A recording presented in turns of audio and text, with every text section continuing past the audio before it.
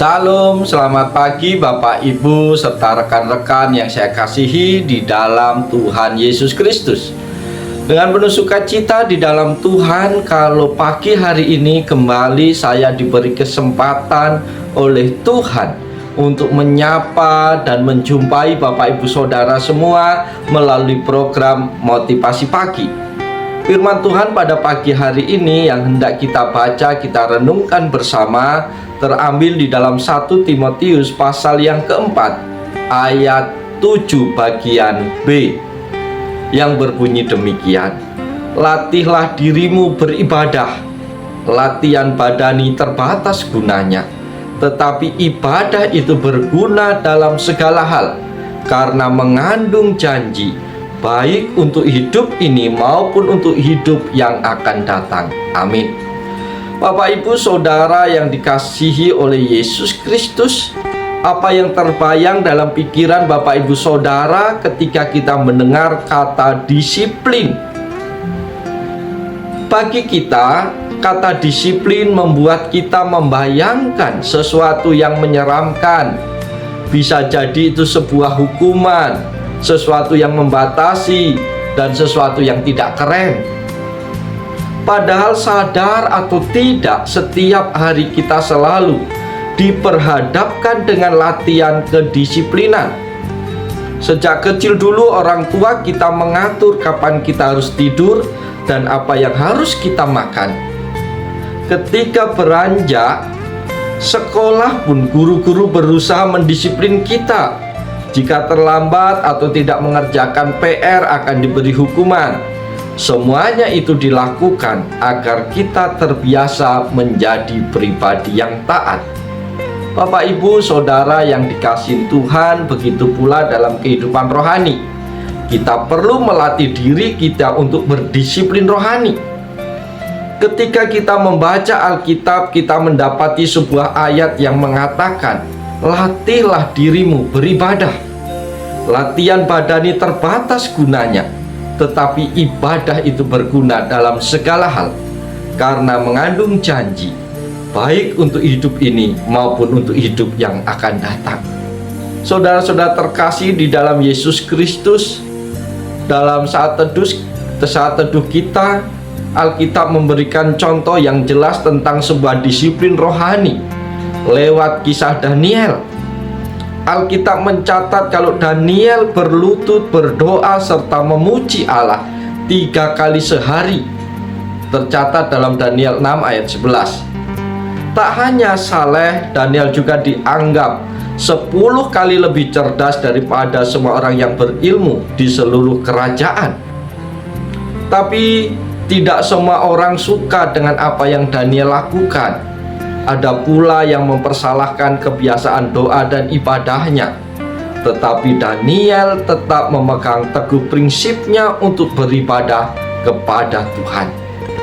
Saudara-saudara terkasih, jika membandingkan hidup kita dengan kehidupan Daniel, tentu sangatlah berbeda.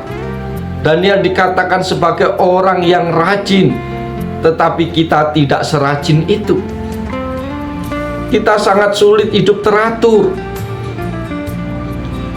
Bapak Ibu yang dikasihi Tuhan, seringkali kita tidak mempersiapkan segala sesuatu dalam pekerjaan, dalam pelayanan kita dengan baik, atau mempersiapkannya jauh-jauh hari.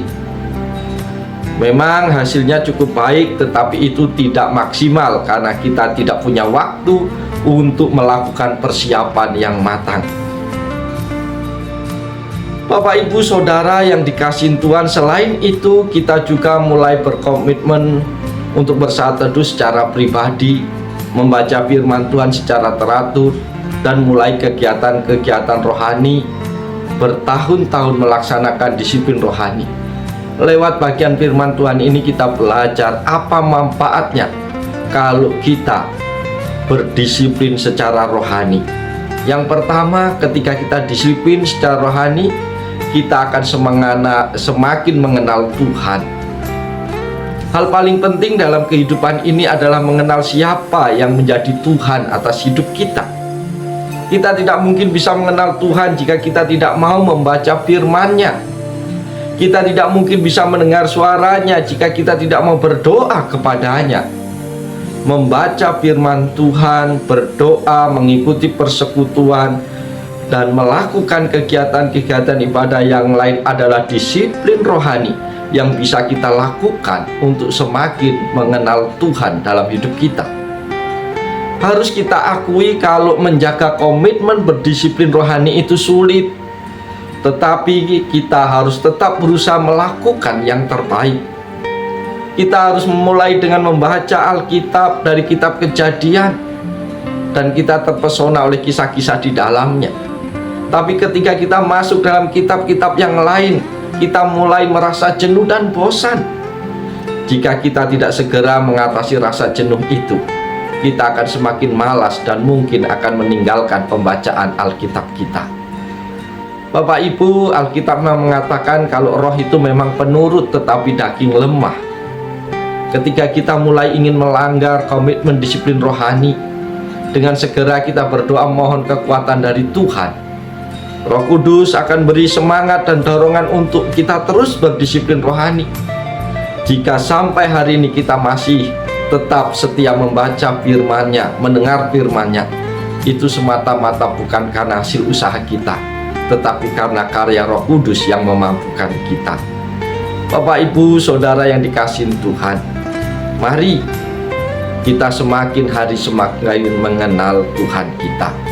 Manfaat yang kedua adalah kita semakin merasakan penyertaan Tuhan. Ketika kita berdisiplin secara rohani, firman Tuhan yang kita baca setiap hari akan membuat kita bersyukur dan kagum atas setiap karya yang Tuhan perbuat dalam kehidupan kita. Ketika kita membaca firman-Nya yang mengatakan kalau kita harus mencukupkan diri dengan apa yang ada. Bapak Ibu yang dikasihi Tuhan, seringkali kita terpesona atas segala penyertaan pemeliharaan Tuhan. Banyak hal yang kita anggap tidak mampu kita lewati, tapi bersyukur Tuhan menolong, memberkati hingga kita masih ada sampai hari ini. Banyak pekerjaan yang kita rasa sulit, kita tidak mampu, tapi Tuhan memampukan. Kalau sampai hari ini kita masih dipercaya Tuhan untuk melayani pekerjaannya, mungkin kita pernah putus asa, mungkin kita pernah kecewa, mungkin kita pernah berkata, Tuhan, aku tidak mampu melakukan ini. Tetapi kalau kita bisa dan mampu melakukan, itu semua karena penyertaan Tuhan dalam hidup kita. Maka dengan berdisiplin rohani, kita akan semakin merasakan penyertaan Tuhan di dalam hidup kita. Yang nggak mungkin, yang nggak mampu kita lakukan, menjadi mungkin dan mampu kita lakukan. Karena Tuhan yang menolong, karena Tuhan yang memampukan kita. Manfaat yang ketiga, ketika kita berdisiplin rohani adalah kita semakin menikmati kasih Tuhan. Bapak, Ibu, Saudara yang dikasihi Tuhan, disiplin rohani pada suatu hubungan yang dekat pada Tuhan. Kita bisa saja kagum pada sosok Daud yang begitu dekat dengan Tuhan, hingga dia menulis, kecaplah dan lihatlah betapa baiknya Tuhan itu. Ketika kita merenungi makna dari bagian ayat ini, menyadari bahwa Tuhan selalu mendengar doa-doa kita, selalu menuntun langkah-langkah kita, dan selalu memberikan pertolongan. Lewat setiap doa, lewat saat teduh dan puji-pujian yang kita naikkan, kita bisa merasakan nikmatnya hadirat Tuhan dalam hidup kita. Tuhan selalu menopang tangan kita. Apabila kita jatuh, tidak dibiarkannya kita sampai tergeletak. Tuhan selalu mendengarkan doa-doa kita, dan tangannya selalu siap menolong kita. Sejatinya bukan Tuhanlah yang membutuhkan doa-doa kita, tetapi kitalah yang membutuhkan Tuhan. Dia mau ingin kita selalu bertekun dan berdisiplin rohani, supaya kita bisa terus merasakan dan nikmati kasih setia Tuhan, menikmati hadirat Tuhan dalam hidup kita hari lepas hari. Bapak, Ibu yang dikasihi Tuhan, jadi sebagai orang-orang percaya, kita ketika sungguh-sungguh hidup dalam Tuhan, kita tidak boleh menghindar dan disiplin rohani. Ketika kita melatih diri lewat berdoa, saat teduh, bersekutu, disitulah kita membangun relasi yang erat dengan Tuhan. Sekalipun tantangan dan godaan selalu datang, tetapi Tuhan sendirilah yang akan memampukan kita. Oleh sebab itu, selamat melakukan disiplin rohani dan selamat menikmati penyertaan Tuhan dalam hidupmu. Maka engkau akan terkagum-kagum atas segala pekerjaan Tuhan di dalam hidupmu. Saudara-saudara terkasih di dalam Tuhan, pagi hari ini kembali kita bersyukur kepadanya, karena kembali kita boleh mendengarkan suaranya. Biarlah setiap firman Tuhan yang kita dengar menolong kita untuk semakin bertumbuh di dalam Tuhan, menolong kita untuk semakin rindu mengenal Dia secara pribadi, menolong kita untuk semakin dekat membangun relasi yang dekat dengan Tuhan, sehingga dalam hidup kita akan selalu menikmati segala bentuk kemurahan dan penyertaan Tuhan dalam hidup ini. Oleh sebab itu, mari kita jalani seluruh hidup kita sepanjang hari ini dengan terus bergantung kepada Tuhan, terus mengandalkan Tuhan. Maka kita akan merasakan kehadiran Tuhan yang akan mengubahkan setiap situasi dalam hidup kita sepanjang hari ini. Oleh sebab itu, selamat pagi, selamat berkarya. Tuhan Yesus memberkati Bapak Ibu Saudara semua sepanjang hari ini. Haleluya. Amin.